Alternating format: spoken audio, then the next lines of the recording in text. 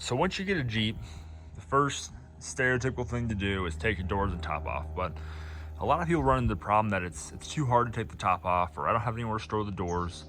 So here's a solution that we have for hanging our top in our garage, so that we prevent from putting the top on the ground or having to move it manually a long distance. Simply, we have this little, we'll call it a pulley system, no pulleys involved, that essentially pulls our top up off of the Jeep once everything's unbolted.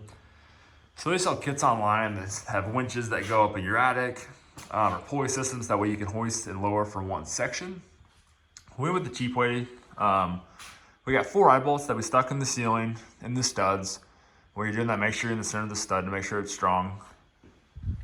Not ratchet straps, just the pull tight straps. And then when it's up, typically we don't leave all this hanging down.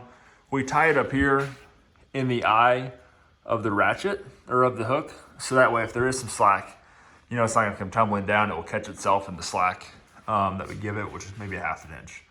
So this isn't that big of a deal to put on tonight or today. I'm gonna do it by myself.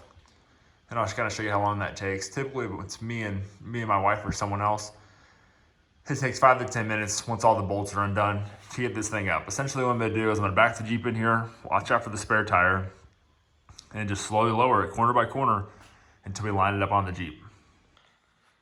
So we're back here now. I got to where I wanted to be, where I've marked the tape from when we took it off first time. Ideally, you wouldn't run your strap like this. I've seen on some of the older Jeeps, this is a JL, where you can actually fit the hooks on these tie downs without actually scuffing the paint. We went with the ratchet, so it's just the fabric on the bottom.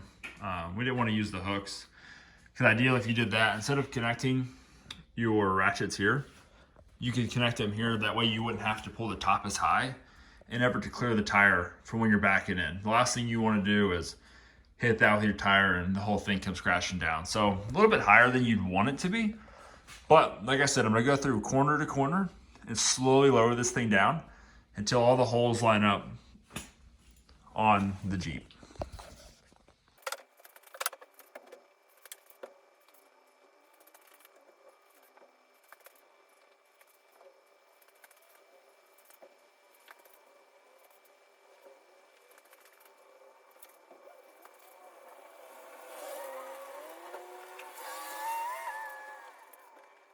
So that was sped up, but it shows it took me 3 minutes and 25 seconds to get to this stage from where it was previously. So now I'm going to cut these zip ties off. Essentially what these zip ties are doing is they're just holding the ratchet strap in a section so that way it doesn't slip. Just holding it tight to prevent it from sliding back or forth when the top is off. Just a little resistance so that it doesn't fall. So what I'm gonna do is I'm gonna snip this off on the end, and then I'm gonna get everything to settle in to where they go and get all of the sections to align. That way I can bolt everything in and to be able to take all these straps off this thing. Zip ties are off.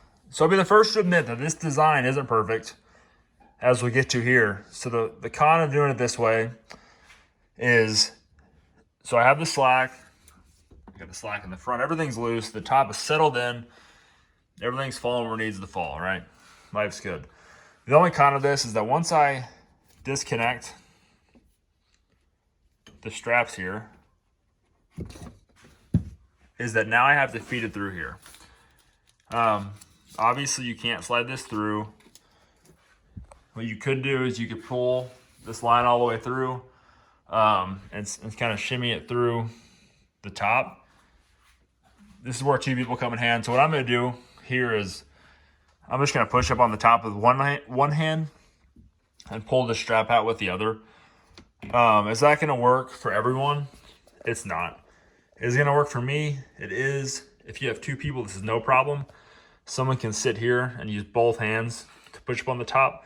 It's not that heavy. With one person, it is a little bit of a pain, but it's doable if you feel comfortable with yourself to be able to handle that, pushing up on the top with one arm and pulling the strap out on both sides with the other. Straps are off the rear of the top. They're unhooked in between. So now I'm going to run them through the top on both sides. I'm going to close the back up, pull this thing outside. That way we can get all of our bolts put back in. Go ahead and take the Freedom panels, throw those back on.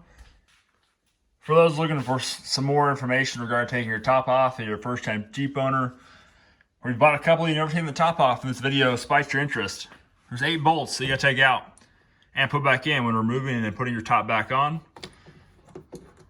3 that run along each side. As we go to the front of the Jeep, once your Freedom panels are off, there's going to be 1 bolt here and 1 bolt over there, making 8 bolts total. Obviously, when you're taking these off, store them in the compartment designated to prevent from losing them. And hey, when you put them back on, be like everyone else. Torque them to spec. Good and tight. Okay, fast forward. Everything clipped in on the Freedom panels as it should be. Top's back on. Started my stopwatch, and that took 8.5 minutes. So call it 4 minutes to get the top put on.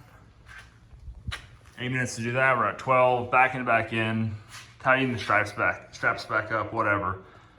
Easy 15-minute job once you've done it a couple times. Obviously, your first time, getting all this set up is going to take longer than 15 minutes. But hey, once you've done it a couple times, taking your top on and off is not a big deal. Hopefully this helps you out.